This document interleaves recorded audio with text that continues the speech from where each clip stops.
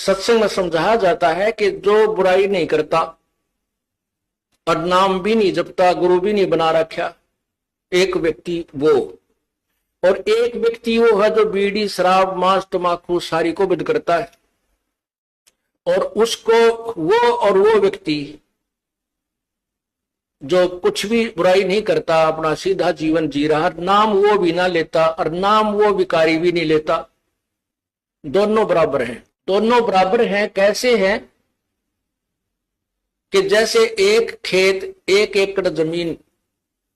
खूब बांस मार के छोड़ रखी है, उसमें कोई घास नहीं, कोई अड़ंगा नहीं, कोई डले नहीं, और उसके दूसरे किले में घास फूस खूब उगा पड़ा है, झाड़ जंखार झाड़ी भी जाम रही है, अर्थात बंजर पड़ा है। और उस जो समार रखा वो किला, उसमें भी कुछ नहीं बीज रखा, उसमें बीज नहीं बो रखा, तो वो उसी के बराबर है। दोनों यूजलेस है, व्यर्थ है। अब किसान जो होता है वो बड़ा परिश्रमी, और उसको ज्ञान होता है कि जो ये बंजर जमीन पड़ी है ये भी उपजाऊ हो सकती है, उसका तरीका किसान को होता है। उस बंजर सभी जमीन को भी वो अपनी पूरी प्रयत्न से कभी पहले उस घास को काटेगा, झाड़ियों को गंडासियों तक काटेगा, फिर उसको जो है ट्रैक्टर से हल से उसकी गुड़ाई करके समार लेगा,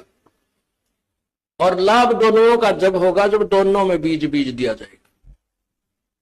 एक वो पुण्यात्मा जो बुराई नहीं करता, एक वो जिसको हम पापात्मा कहते हैं, बुराई सारी करता है।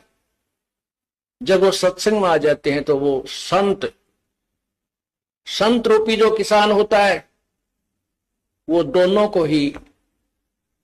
यूटिलाइज कर लेता है, दोनों को ही प्रयोग करता है, दोनों को सफल कर लेता है। ठीक है, जो पुण्यात्मा बुराई शराब बीड़ी शराब मांस तमाकू नहीं प्रयोग करती, तो वो तो समरा खेत है, उसमें तो बीज जब वहां शेष है। और जो सब बुराइयां करते हैं, डाकैते ही मारते थे, वो भी संतों के सत्संग ने सुनकर उनकी भी वह खेत समर गया और बीज दिया, और बंजर जमीन घनी गजब की उग करे, बहुत जबरदस्त उपजाऊ होती है। पुराने इतिहास देख लो, जितने भी ज्यादा बद व्यक्ति थे, जब उनको सच्चा ज्ञान मिला, उन्हें उस साइड में भी इतना डूंडा ठा दिया और आज सुप्रसिद्ध है।